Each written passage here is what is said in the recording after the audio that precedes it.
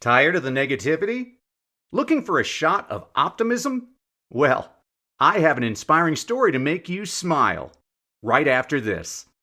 This episode of Misfits and Crackpots is brought to you by the Well-Crafted Story Workshop. Struggling to connect with your audience and attract new clients? Transform your speaking skills at the Well-Crafted Story Workshop with Coach Jimmy Hayes Nelson and yours truly, Dr. Danny Brissell. In just 2 days, master the art of crafting compelling speeches that convert listeners into clients. Whether in-person or virtual, you'll get personalized attention in an intimate group, learning not just from expert coaches, but from fellow entrepreneurs. Don't let another opportunity slip away. Get your free story blueprint today at wellcraftedstoryworkshop.com and turn your story into your most powerful business tool. Your success starts here. Visit wellcraftedstoryworkshop.com now.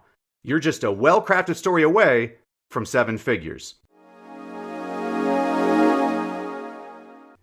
Hello there, my friend, and welcome to Misfits and Crackpots, short, inspiring stories for busy people.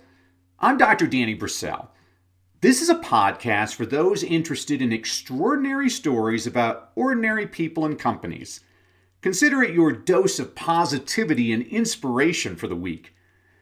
There's a saying that goes, surround yourself with positive people who will support you when it rains, not just when it shines. This week's success strategy, surround yourself with positives. The odds were stacked against her. Born to Puerto Rican immigrant parents who did not speak English, Sonia grew up in a working-class housing project in the Bronx.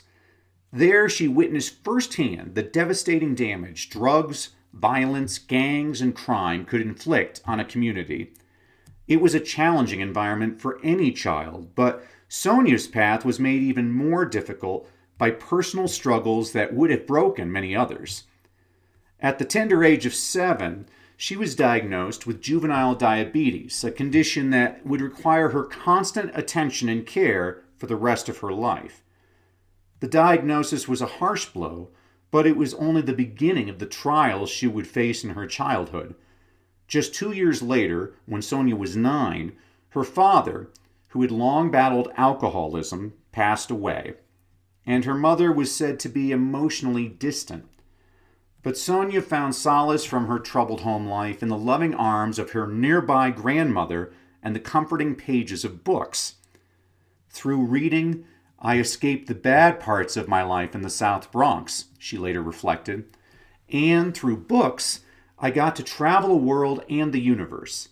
It, to me, was a passport out of my childhood, and it remains a way, through the power of words, to change the world. Books did more than just provide an escape. They ignited a passion for learning and a thirst for knowledge that would shape the course of Sonia's life. She immersed herself in her studies, wholeheartedly embracing academic excellence and quickly rising to become a top student. Her dedication to learning was not just a means of escaping her circumstances, but a way of actively shaping her future. Sonia's fascination with crime and investigation ignited through her childhood readings of Nancy Drew mysteries. These stories of a young, intelligent girl solving complex cases sparked something in Sonia, perhaps a recognition of her own potential to make a difference in the world. But it was a different fictional character who would truly set Sonia on her life's path. The captivating courtroom television drama Perry Mason became a source of inspiration for young Sonia. As she watched the show, she made a unique observation that would change her life forever. I realized that the judge was the most important player in that room, she said. Every time Mason wanted to do something, he had to ask the judge for permission. She was hooked, and by the age of 10, she firmly declared her aspirations to attend college and become a lawyer. I was going to college and I was going to become an attorney, and I knew that when I was 10 years old, she said. 10, that's no jest. From that moment on, Sonia never lost focus. She excelled in her studies, driven by her newfound purpose. As she grew older, she came to appreciate more and more the importance of how laws define our relationships as a community, as well as situations in which unfair laws or laws with unintended consequences need to be changed. That's how we grow as a society, she said. I wanted to be a part of that. I wanted to be a voice in those positive changes. Your most important job in life as a member of this community is to be involved in bettering it, to be a voice for change, to take action when you see things you don't like, to be civically involved in making this a better union. Sonia's innate optimism and strong ambition prevented her from giving up or giving in. She achieved valedictorian honors at her middle and high schools, earning her a prestigious full-ride scholarship to Princeton University. Graduating summa cum laude and receiving the Taylor Pine Prize, the university's recognition of the most outstanding student who exemplified both academic excellence and service, she secured admission to Yale Law School. There, she served as the editor of the esteemed Yale Law Journal and once again graduated as the top-ranking student in her class.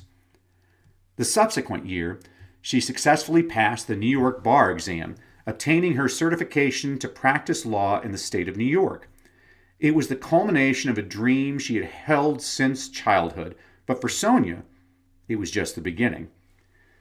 Joining the office of New York's district attorney, she dedicated the next 5 years to prosecuting dozens of cases involving child abuse, murder, robbery, drug trafficking, police misconduct, and fraud. Her work in the DA's office was challenging and often heartbreaking, but it also gave Sonia invaluable experience and insight into the real-world application of the law. Those around her recognized her potential. She is a superstar in the making, one supervisor wrote in an evaluation, and another assistant district attorney observed she has natural leadership qualities and presence, which, combined with her other professional attributes, make her shine with all the characteristics of a trial lawyer. After leaving her position as an assistant district attorney, she launched her own private practice and later became a partner at a larger firm in New York City. It was during this time that one of her partners, David Botwinick, urged her to apply for an appointment as a federal judge. At first, Sonia resisted, thinking she was too young to be seriously considered for a judicial appointment.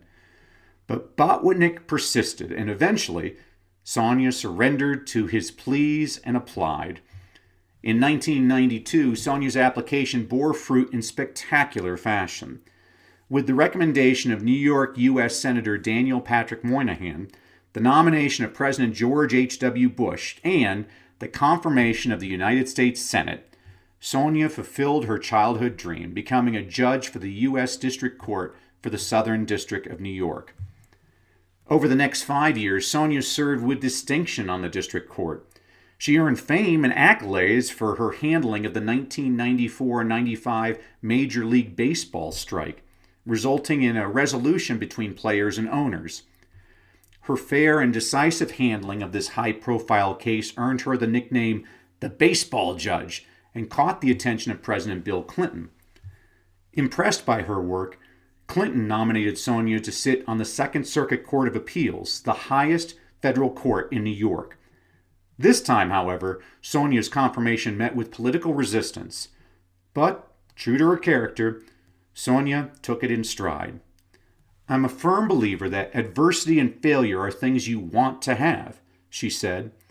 Those things help you grow, and inevitably they help you grow in positive ways. It's when you let them define you that they become negative, and that's something I would never permit those things to do. Sonia's resilience paid off. She won confirmation to the Second Circuit, where she would hear over 3,000 cases over the next decade and write nearly 400 majority opinions. Her work on the Second Circuit further cemented her reputation as a fair, thoughtful, and incisive jurist. And then, in 2009, came the culmination of Sonia's remarkable journey. President Barack Obama nominated her to the highest court in the land. And with that, Sonia Sotomayor became the first Hispanic justice on the United States Supreme Court. See, friend, Inspiration is all around us. You just have to look for it. Thanks for listening.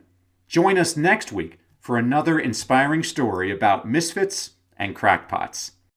Misfits and Crackpots is a production of Success Media, produced by Terrence Wishner. Sound effects by Alessandro Lucati, courtesy of Pixabay. Thank you for tuning in. If you loved today's story, there's so much more to explore in the book Misfits and Crackpots by yours truly, Dr. Danny Brissell. Grab your copy now on Amazon and dive deeper into the extraordinary lives of those who dared to change the world.